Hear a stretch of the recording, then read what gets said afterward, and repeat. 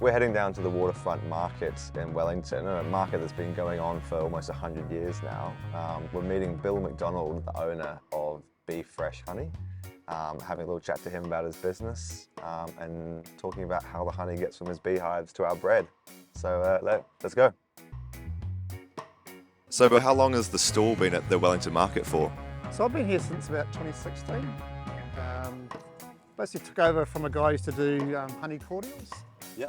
So and they were kind of, that's actually the reason I got in the bee business originally, was trying to help those guys out. They didn't survive, unfortunately. But I ended up with a honey business on the back end of it, where at that stage you couldn't buy honey for love or money, it became really expensive. Yeah. And so there was a guy getting rid of his small commercial honey business. So I decided to take that on. And where are your beehives that make this honey here? So we've got hives in and around the regions. There's some hives in the Botanic Gardens. Also locally made? Yep. The back of the cathedral, the Rideau Gardens in Pororua. And then basically also sell honey on behalf of other local beekeepers. So we get as far as up the Kapiti Coast or Kaitoki, which is where the Manuka honey comes from at the moment. Oh wow, so it sort of spreads around the lower North Island a little bit. Yep. All within the Wellington region. May sound like a stupid question, but do different bees make the different styles of honey, or how do you get the different variations in your jar? So that's a bumblebee. That doesn't make any honey, right? It depends on the flowers they're on, basically. So in the Botanic Gardens, it's the Purakawa tree. Yep. So red flowers at Christmas time, really sort of strong flavour, really sweet honey.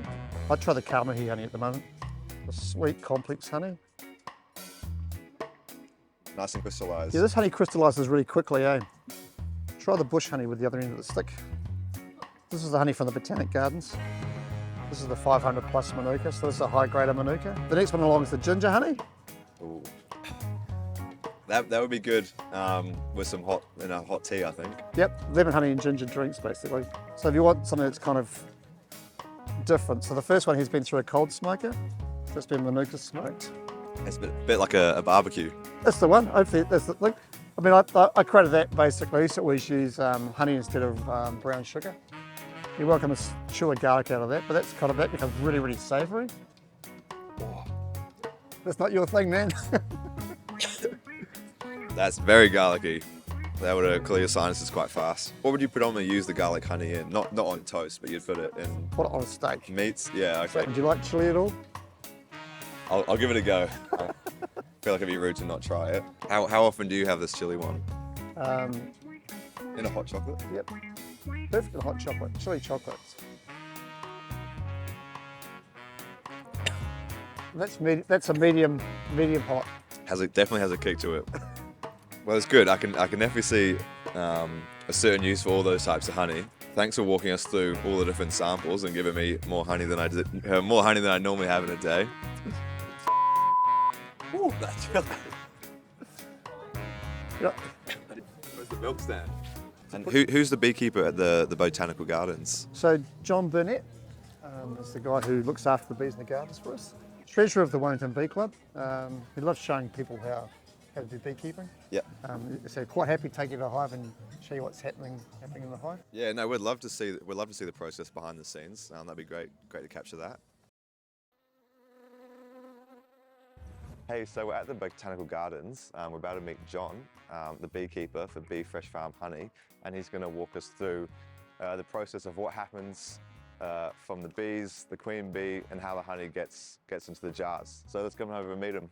Hey, Jack, how are you? Good to see you. Yeah, likewise, yeah. Good morning today. Bit cloudy, but it doesn't stop the bees flying, right? They're going well. Absolutely. Yeah. So what have we got here? Okay, this is a smoker, which we use to pacify the bees. It reduces their aggression and makes it easy to handle the bees. Yeah. So it's going to like that now, okay? We use pine needles. Okay, we're ready to go. Here's our 4 hives over here. So we give them a blast of smoke. Now the actual entrance is down here. So a bit of smoke, we want that to permeate through the hive. Quieten them down a bit. We take the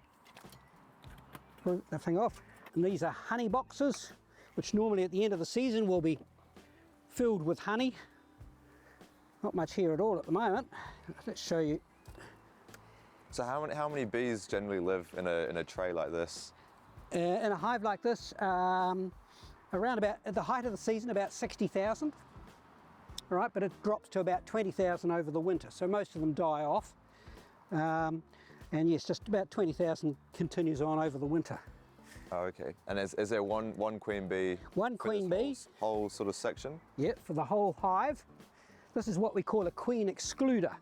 It's big enough to allow the worker bees, which are all these ones here, to come through and put their honey in the honey frames, but it's not big enough to allow the queen to come through. So she's actually restricted to this area down here. All right, you may be able to see her. Let's have a quick look. You're pretty confident without gloves. Oh, I don't need gloves. You've been doing this for a while. I've been doing this for a while. You do get stung occasionally, but yeah. Wow. So this is what we call brood. That's the baby bees that haven't yet hatched. Okay. This is honey. See the glistening nectar at the side? The bees have brought that in. They'll be using it to feed the larva before it was actually kept. Let's see if we can find some larva that goes about anything up to 3 weeks. They're all crammed in there. Crammed in, yeah. Now these bigger bees, this one like here for example, that's a drone. There's 2 bees there actually, but a drone is the male bee. Doesn't sting, only good for one thing, fertilising the queen, all right? Other than that, they're a waste of space. Whereas that one's a worker bee. That's the one that does all the work. It's a female bee. Or you might stand back a bit, I think. Yeah. Yeah. All right. So a good beekeeper tries to get as many workers in the hive and as few drones, or a limited number of drones. All right. So the male bee only has one job its entire life. One job: fertilise the queen, and he dies in the process. Dying for the cause. Dying for the cause. And not every drone gets to fertilise a queen, so they live on for several weeks. When the winter comes, the drones are sacrificed by the workers. They're seen as a waste of space and they get kicked out of the hive. If they don't go willingly, they have their legs and their wings chewed off and they're thrown out the front. Wow. Right? Okay. So they're seen as complete unnecessary mouth to feed over the winter. I think I might put my hood on. Started getting a few bees hanging around my face. I don't like to get stung. Yeah, so I'm looking for disease, checking that the queen is laying as she should be, looking for the presence of the queen. It's quite possible I don't see her, won't see her. You're probably best to move around a bit further, out of the flight path. I won't, yeah, retreat, go back a bit, yeah. Scrape out the sting if there's one there. Here's a typical frame. As you can see, the bees are gradually drawing the base plastic out with natural wax, and it will eventually look like this. Whole network of nice even shaped cells which will be filled with honey by the end of the summer. So how much, in a season, how much honey would come out of these hives? Yeah, roughly 30 kilos per hive. So in other words, 430s, 120 kilos. And these are all sold at the Wellington Market? Yes, all this honey is part of Bee Fresh's crop and sold at Wellington Markets, or a few shops like the Visitor Centre here at the Botanic Gardens. They sell Bee Fresh honey as well. Just natural wax. This was all full of honey when I put it on a couple of weeks ago, and the bees have taken all the honey out and taken it down and they've consumed it, just leaving the dry wax, which again is melted down. Bill sells it at the markets, various wax products.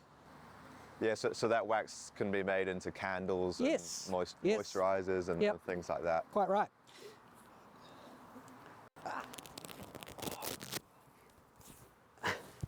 Still getting attacked. Well, I think we'll retreat.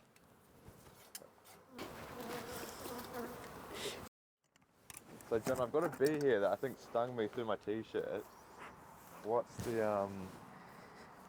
the life longevity of this bee now? Okay, once a bee has stung you, yes, it will die pretty much immediately, because in the process of stinging you, it drags its abdomen out of the body. Yeah. So effectively, it's committed suicide to defend the hive.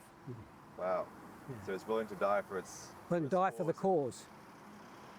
Am I able to pick that up and Yep, take it off? you It can't, won't yeah, sting you me? can't, no, it can't sting you again. Oh, I assume it's already stung, has it, through the... Yeah, I think it has. Yeah, no, so you can quite safely remove it. See its stinger, or what's left of its guts at the back there, yeah.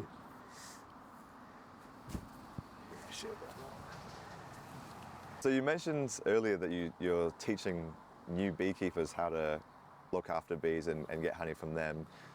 Why do you think it's becoming such a trend for people to do that in their gardens? I think it's all part of the sustainability and swing to the